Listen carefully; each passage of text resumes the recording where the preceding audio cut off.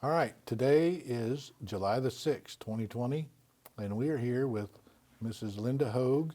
Uh, Linda, why are you in Amarillo? I have come to talk about voter registration with the Potter County Executive Committee tonight.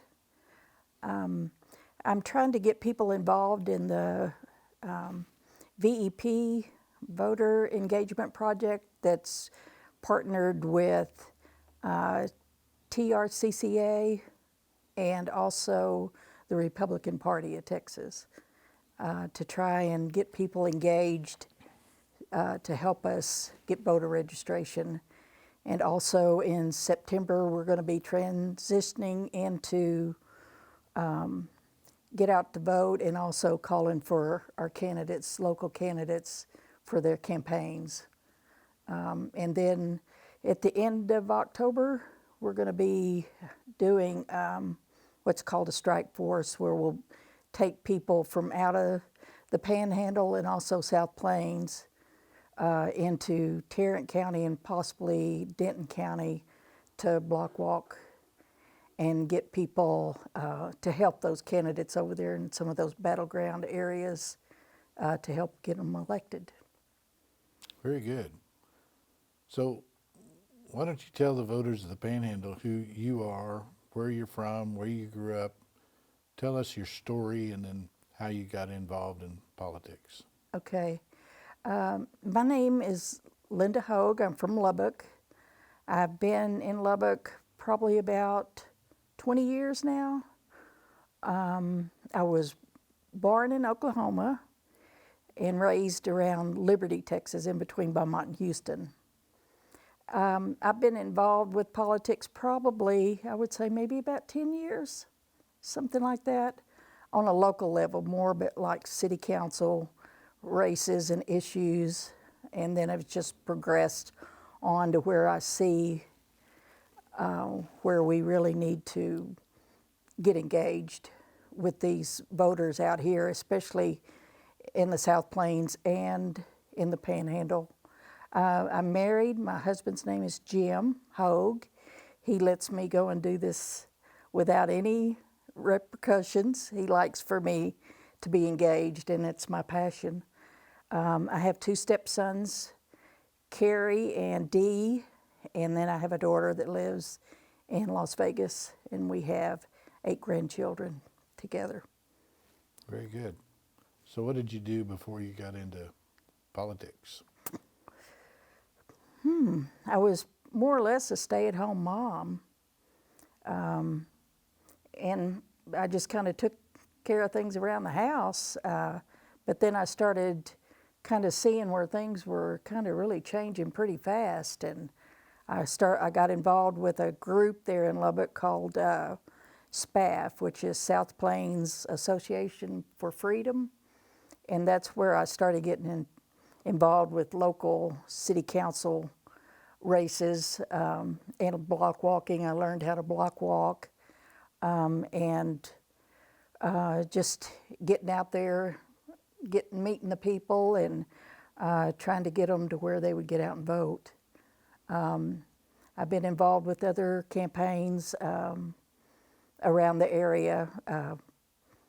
Let's see, Ted Cruz came in and we organized him with two or three times he came into Lubbock, and we organized to get him a place, a venue, and that's where I learned how to start getting lists of people that wanted to get involved and help us with volunteers or any kind of engagement into politics, whatever they could, because they see the seriousness of what we're up against right now.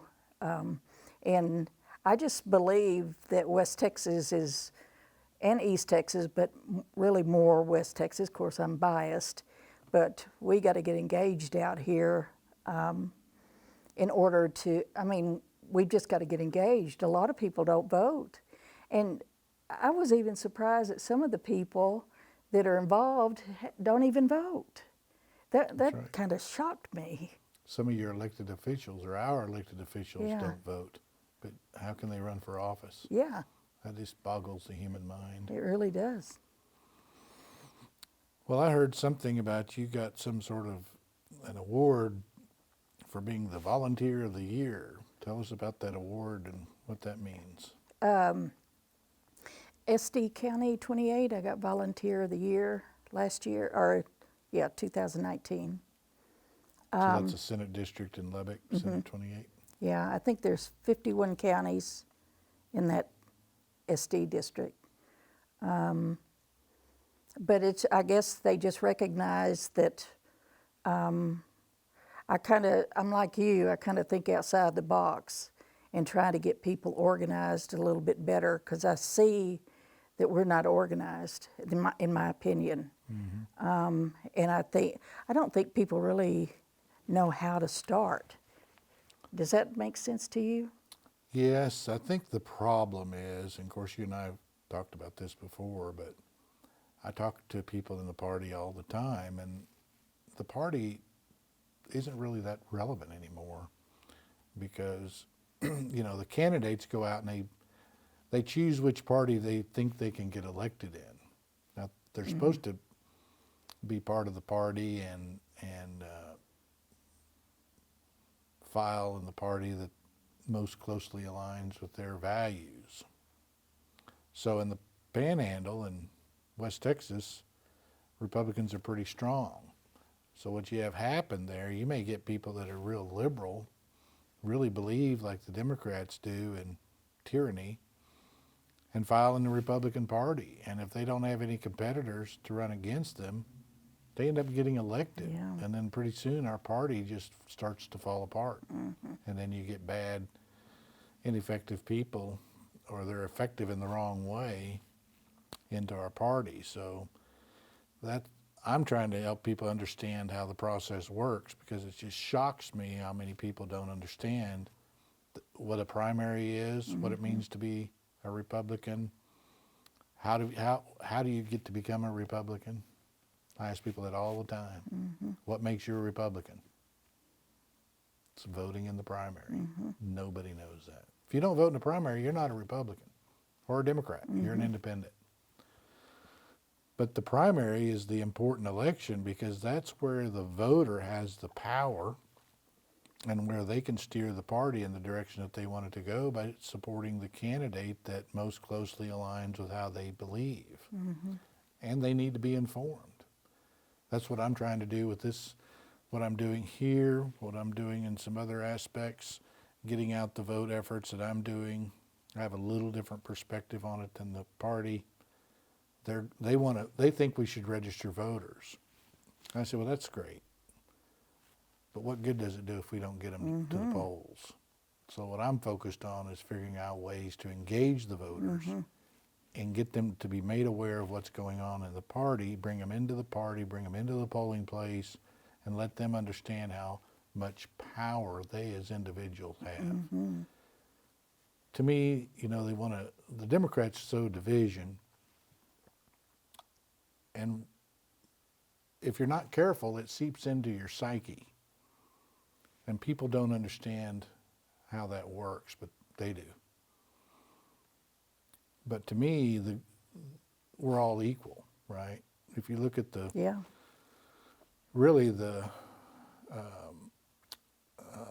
preamble to the Constitution is really our mission statement. That's what we aspire to. And all men are created equal, and we are in the United States, and we all are equal in our ability to vote. Our vote, your vote, is equal to Melania Trump's vote. Paul behind the camera there's vote is equal to Donald Trump's vote. He has the same power, but people don't exercise it.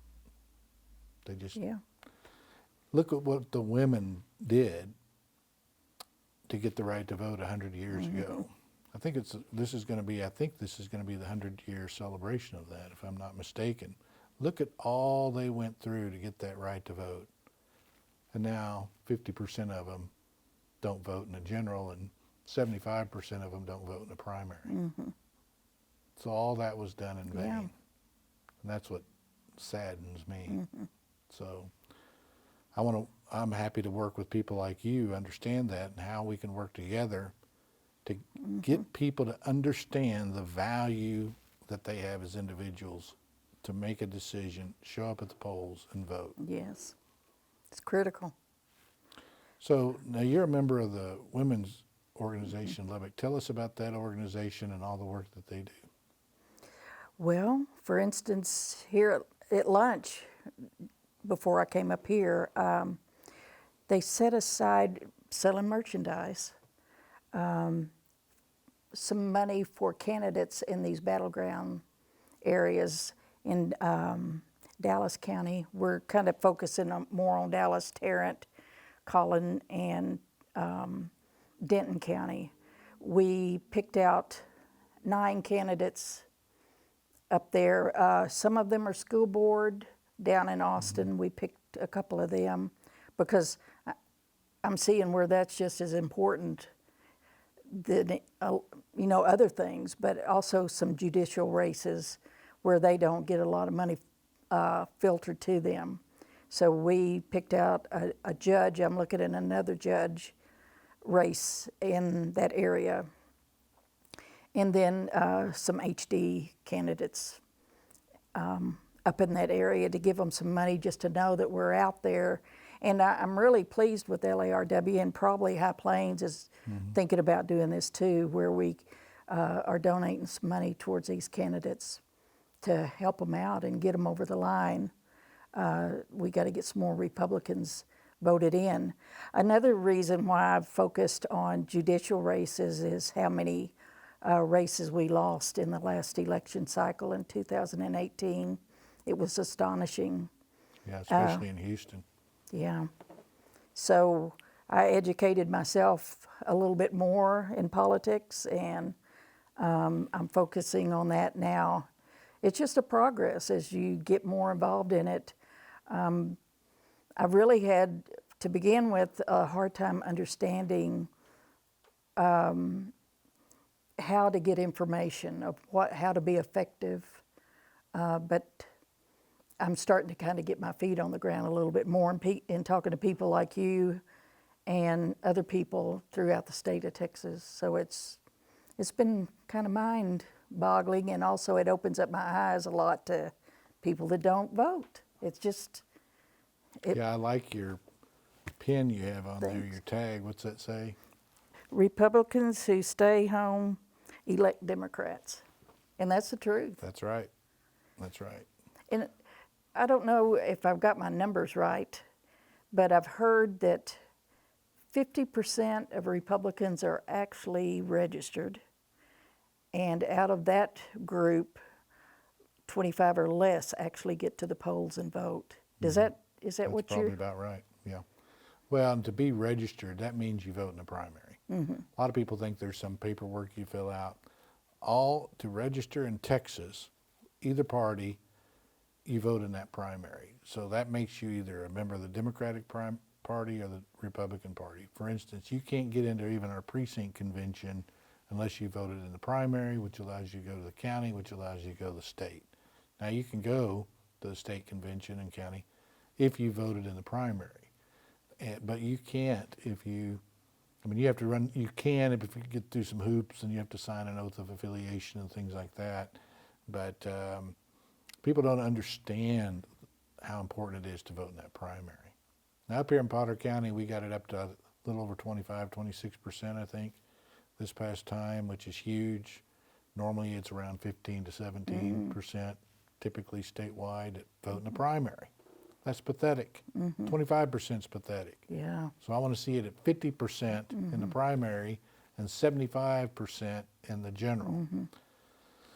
But I know that it can be done, and I'm just working on different things to get that done. What's one of the main ones? Well, we now have come up with the concept of, we call them Trump trailers, voter engagement trailers or units, if you want to get, it depends on who I'm talking to. If I'm talking to somebody that thinks they're high and mighty, I could call them Trump engagement units. But the people are going to call them Trump trailers. And it's just kind of a play on words. You know, you've heard of the Trump train. Well, I say the Trump trailers are for the real people like me and you that get out and do the work. And we're taking those around to all events. We're trying to find locations all over the Panhandle. I'm looking and buying, and we're turning them into Trump merchant trailers where we can get out Trump yard signs and engage the voters. Then I can message ahead of them to let people know that we have the Trump yard signs. I'm working with Vance Snyder. I just got off the phone with him. He's going to come to our meeting tonight. Oh, I invited good. him to speak. We're trying to get people engaged here locally in West Texas to get involved in the Trump campaign. And hopefully we can bring some younger people into the party. That's another challenge because we have a lot of people in the party. You know, they came in under Reagan in the 80s, early 80s, and that was a big deal. And you had a lot of enthusiasm for Republicans then. But they've died out. You know, Yeah. the party keeps shrinking because they give these candidates these lists, and when they run for office, say, these are the people that vote in the primary, these are who you need to contact, because it's a primary race. Yeah. I argue against that. I won't let them have a list. I say, you engage everybody. Because I think if we would engage the whole population, they'll come, but nobody talks to them. Yeah. Nobody talks to them. And nobody knows their neighbor. I get so irritated at people, you know. It's just because people aren't doing their job, and I think part of it's due to the fact that we've become too affluent. So I blame it on air conditioning. Yeah. Because That's the everybody truth. goes home, they stay inside where it's cool, they watch television, or they're on their computer or Facebook or one of those things, and they don't know who lives next door to them. And I think that's a big problem. Takes just a little bit of effort. If everybody just knew the neighbor on either side of them and talked to them, I think we'd have a completely different situation. It's simple. And you know something else, Dan, I have found out that some of these races are so close. I mean, like some of these county commissioner races are like 5 votes difference. Well, didn't you have one in Lubbock that won by Yeah. 1 vote? Yeah. Wasn't that a county Yes. commissioner? Yes. Yeah. So, I mean, it's just mind-boggling to me. Anytime people say, oh, it doesn't matter, my vote doesn't matter, I just want to deck them.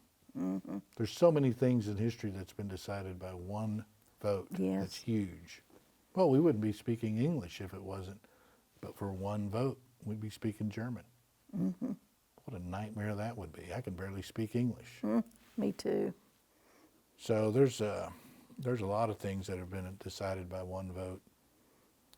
So you've been out registering Republicans, and you're with Karl Rove's task force. What is that task force called? It's called VEP, Volunteer Engagement Project. Okay. So how many have you registered so far? The last I've heard, it's not very much in my opinion, 107,000 throughout the state. But we've been doing it for a long time. I've heard lately that the Democrats are outdoing us about at least 2 to 1, maybe 3 to 1 as far as voter registration in the state. During their virtual convention, they recruited 3,400 deputized registrars. So they're on the ground, they are working it. And they even go to these COVID-19 testing areas. I think I told you that the other day, where people are lined up to get tested in their cars and they're registering them right there. I don't know how they're doing it, but that's what I've heard. They're doing that even. So it just kind of gives you an idea of how engaged they are. They're trying to take Texas. And unless we stand up and fight back in every way that we can, we stand a pretty good chance of losing. And as I'm getting more involved in this, I'm seeing, and you may correct me on this, but from Lubbock coming this way is a little more Democrat. But when you get past Amarillo going up into the Panhandle, it's rich with Republicans. And it is down Lubbock too, but I'm surprised at some of the counties down there, as you know, you've been dealing with them, how some of them are more Democratic than they are Republican. Well, and a lot of that has to do with the people in there that are involved in the party. If you have a weak chair, then Yeah. or no chair, then you don't even have any Yeah. Republicans. You know, we were trying to get a list out for the class estate that Abbott was sponsoring for campaign training, and I was trying to find all the emails for elected officials in the Panhandle. And my assistant said, I can't find any in this county. It turned out, so we found that there was a county with no Republican chair, and so they were all Democrat. Well, I checked the voting records. They're all Democrat, but that county votes 90% Republican in the general. I said, what's going on? Yeah. So I called Carol Procure, our TRCCA rep, and told him we needed to get a county chair down there, that there's no, it must be vacant. And he checked, and sure enough it was. And make a long story short, we were able to flip the Democrat chair because we told her, if you don't flip, we're going to get a Republican chair and everybody's going to vote in a Republican primary and you're going to be out. Good So for she you. switched to the Republican Party. So people don't understand how important Yes. the county chair position Yes. can be, particularly in some of these areas. And we need to figure out a way to get good, quality, competent, capable people that are willing to do the work in some of these counties like Dallas and the Valley, Houston. I mean, I'm sure there's some good, competent chairs. I'm hoping next week we'll get to visit with some of them, and I'll be happy to help them any way I can because I have some ideas on how it could be done. What Because I know that we could, if I had the money, we could easily increase Republican turnout by 20% in every precinct in every county in every state. It's simple. But you have to overcome what the candidates do who are pushing people away from the polls by begging for money and telling Yeah. people what to do instead of properly engaging them and informing them and reminding them and including them. And, that's all we have to do. It's not hard. But the party leadership, it's mainly by the consultants that run these campaigns, I think. It's not the candidate's fault. But that's just the culture of these outfits, and they're in it to make money. They're not in it to solve a problem. To me, we want to if we get all Republicans elected like that, can you imagine the problems that we solve if we do Yes. that? We solve most of our problems. Just, Yeah. and it wouldn't cost much money. But nobody wants to do the simple Yeah. things that work. We'll just have So- to pray that changes. We'll just keep working on it, and maybe we're getting a lot of interest in our voter engagement trailers, and I call them vets. And people are calling us up all over wanting us to get them Yeah. to their county, so I'm scrambling to buy trailers and Yeah. retrofit them. Good. So it's fun. Uh-huh. It's what I do for a hobby, I guess. But So another issue that I find is precinct chairs. You can count them on one hand that really get out there and work. The rest of them, you can't well, get 'em. that's if you counted the entire number in the state on one hand. You're being a little harsher than me, Well, but that's probably true. we need to be a little harsher. If you want to solve problems, sometimes you got to make some people mad and get the problem solved.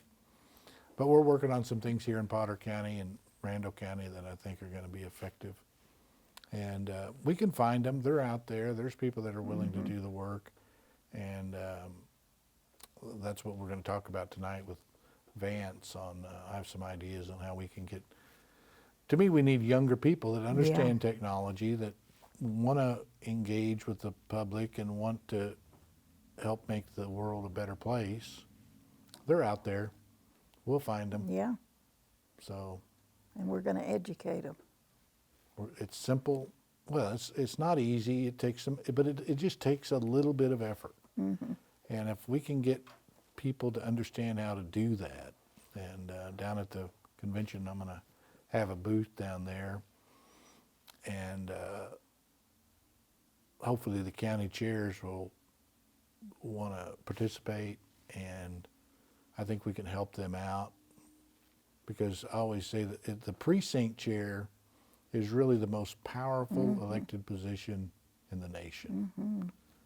And we need to inform people of that and make them understand it. They're the tip of the spear. Yeah, They're the ones that can have a tremendous effect. But I always have trouble when I start talking to people. Well, I had one of mine this weekend call me up, and he's wanting to talk about this and the national issue and that national. I said, forget all that.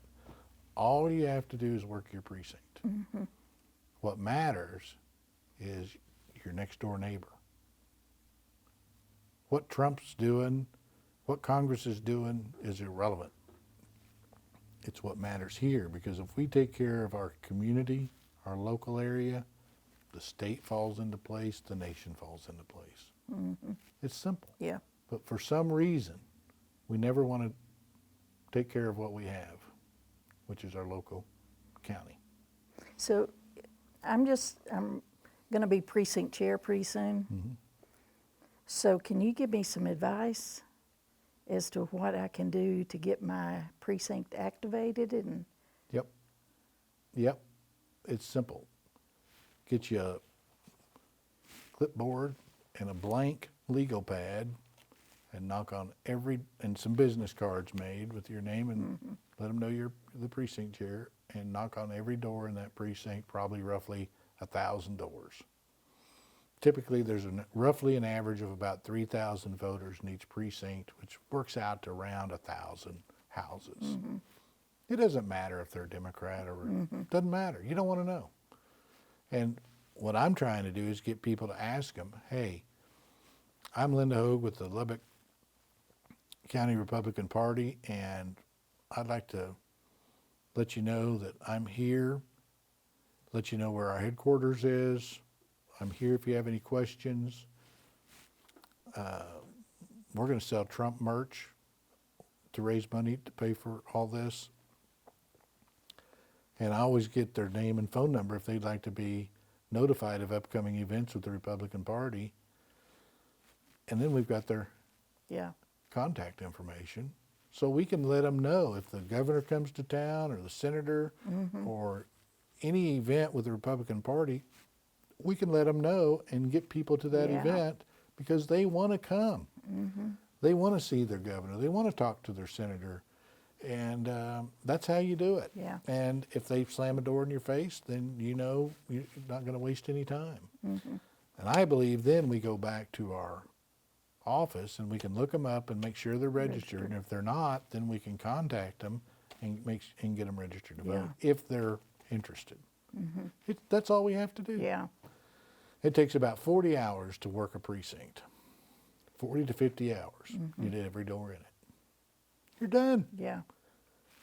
Now in Potter County, we're gonna work together and do every precinct. I'm gonna get all my precinct chairs. We're gonna try to do a couple precincts a weekend together and kind of make a deal out of it, just to see how that works.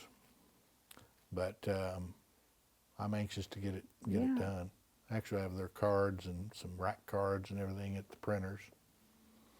And then we sell them caps. A lot of people want Trump merch, so we'll take our trailer up there to that precinct and make a big deal of it and knock on doors. And the ones we miss, we'll leave a rack card. And at least they'll know that we exist. Yes. They'll know that they can get a hold of us, because I bet you 70% or more of the people in Lubbock, and it's probably now down to about 50% in Potter, but they don't know that they have a Republican Party office in their county. Yeah.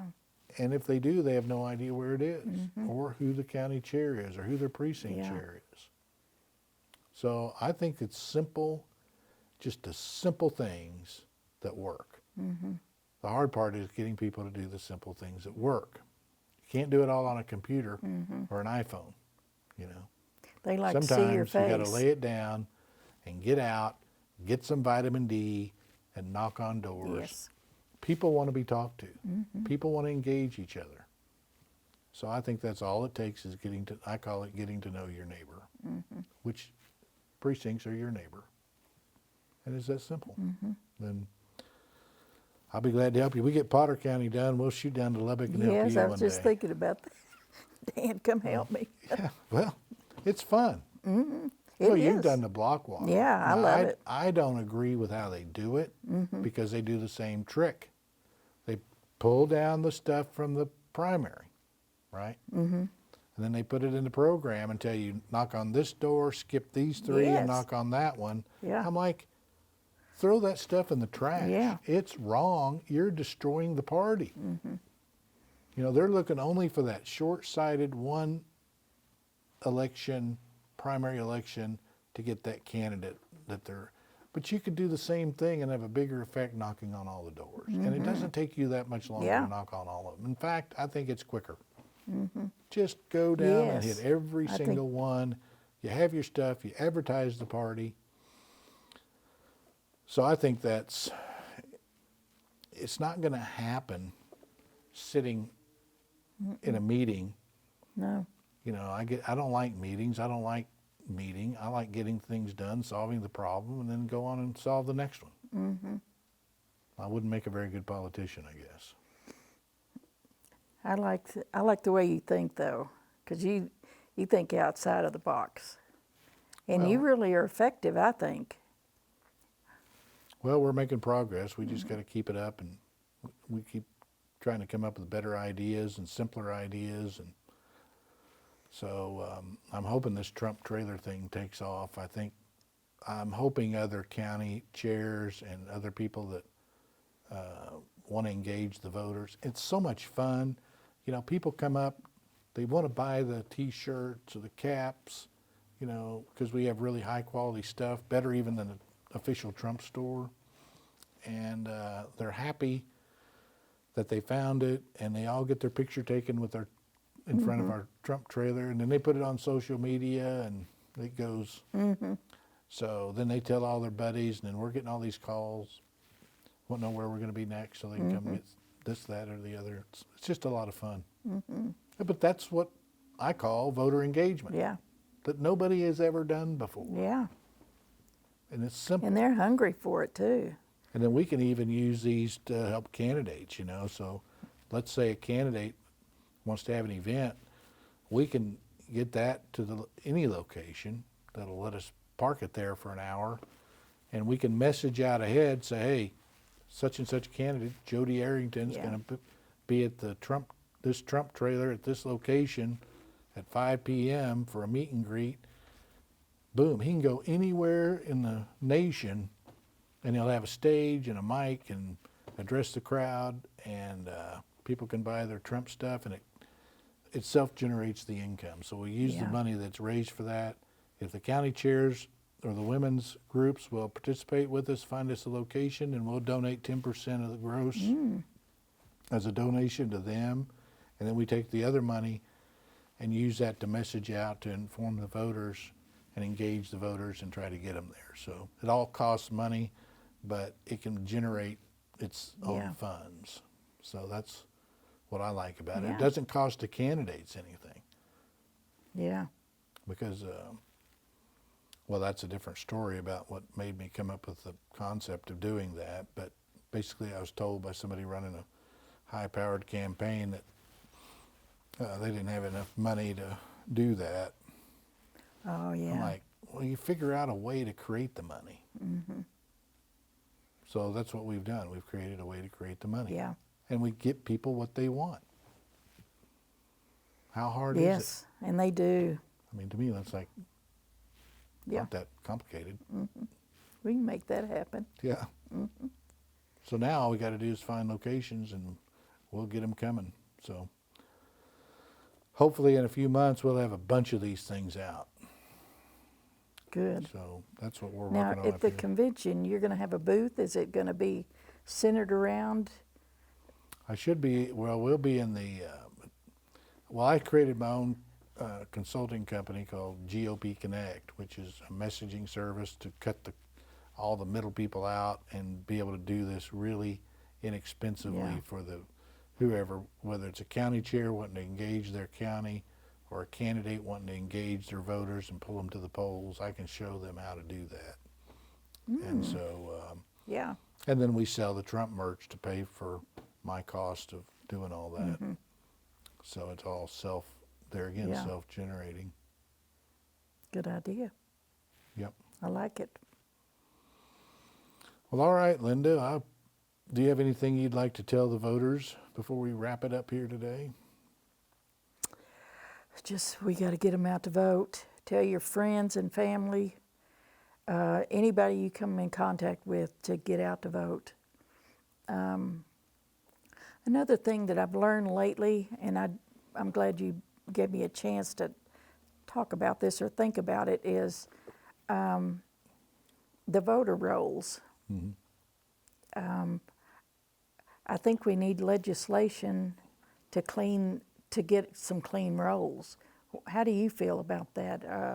Well, I think it's in there. It's my understanding that every 12 years they purge the rolls. Of course, I think Kyle Whatley got in trouble because he cleaned up the rolls like he was supposed to, and then he let the liberals whine about it, and instead of standing his ground, he resigned.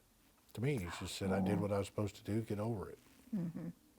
So they clean them every 12 years? You're educating me right Well, now. that's my understanding. It's every 12 years. If you haven't, I think it's if you haven't voted in 6 cycles, they purge you off the list. Now, I could be wrong on that, but that's somewhere or another I gained that information. That's not to say that it's correct. But I have ideas on that. I actually put forth one in our precinct conventions and past the county convention that, I think we ought to have a separate voter ID, picture ID, issued by your local election administrator or county clerk. In Texas, if you have over 100,000 population, you have an election administrator. Their job is to run the elections, full-time deal. In under 100,000 population counties, that's done by the county clerk. But I think they should locally have the machines. You go up there, you register, and they take a photo and send you your ID just like they do your driver's license. Only it's good until you move. If you move, you have to go get a new voter ID with your photo on it. And it has all the magnetic strips set up just like a driver's license. And that's used for voting, or I guess if somebody wanted to use it as another form of ID, they could. Yeah. But I just think that's very important because you would eliminate a lot of potential fraud. Yeah. But it's good forever. Maybe your county commissioners in that precinct photo ought to be on there with it. I don't know. But I think the phone numbers of all of your elected representatives and web addresses ought to be on that ID, so people know how to get a hold of their Yeah. representatives easily. Wouldn't be that hard. There's just a lot of problems that would solve, and it wouldn't cost anybody anything. And if they're too lazy to go up there and get it, too bad, so sad. I think you ought to put forth a little bit of effort. Yeah. It's like the mail-in ballot scam. Why is it they want mail-in ballots? There's a reason. It's not about giving people access to vote. It's so they can stuff the box. And people don't know how that system works. In Texas, we have to look at every signature, and if we don't agree, it gets thrown out. So anybody could get a bunch of ballots, sign them, and say, wait a minute, the signature, because we have to pull up their registration card, compare that signature. So that's one at a time manually, Yeah. right? Well, if one of the people, because we have Republicans and Democrats Yeah. on that board, you could have somebody in there sound like the signature. Mm-hmm. You throw it out.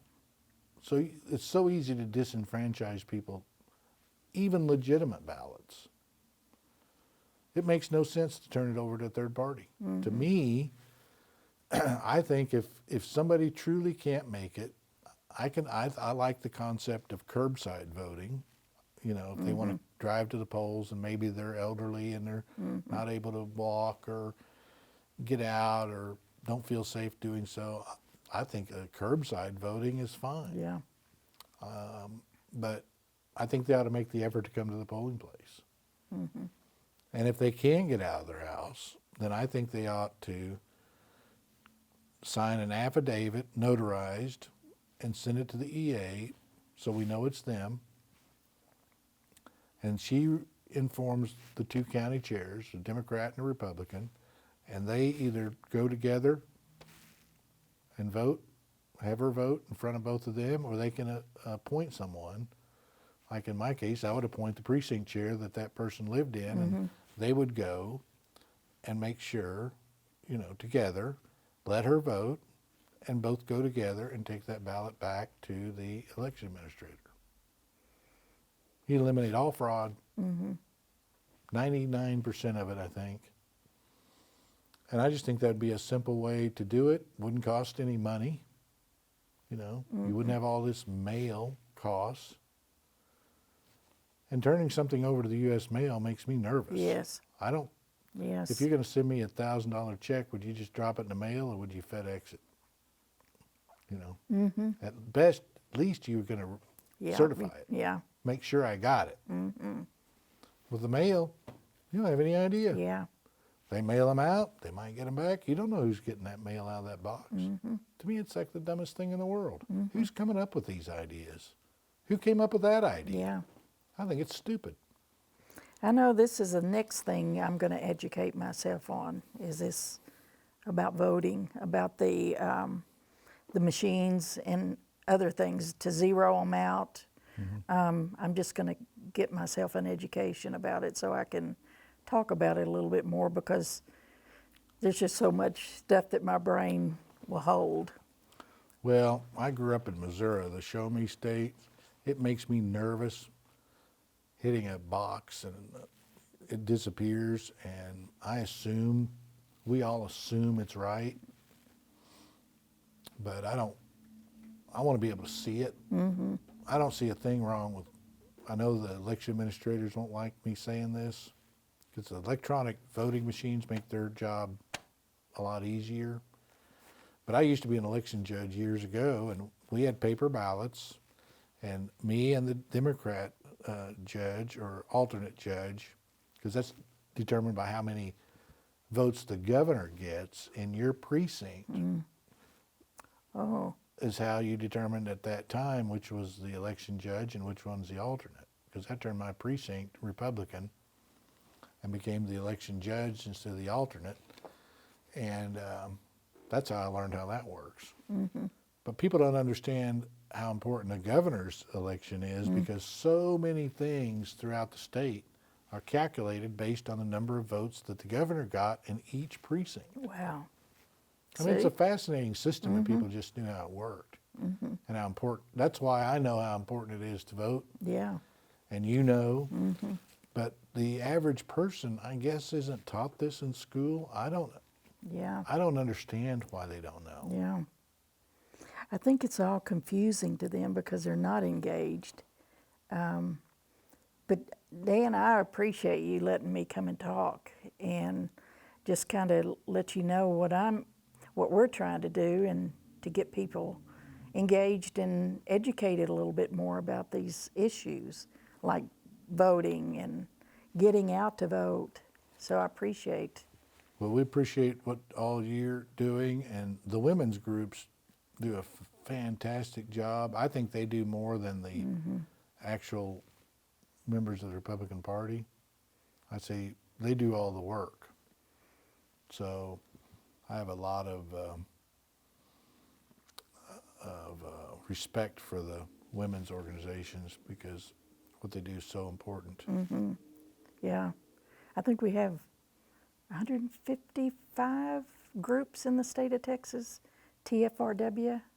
I think there's 3 or 4 up in the Panhandle here, and Yep, and Ann Franklin over in Yeah. Gray County, she's doing a good job. With, yeah, and there's a few of them out there, so we need to expand that to 254 across the state. we do. So, well, we appreciate all the hard work you're doing. It's yeoman's work, and I commend you for it, and really appreciate you doing that, and look forward to hearing what you have to say to our executive committee later on this evening. Thank you. Yes, I'm looking forward to it. All right, Linda. Thanks Thank for you. coming.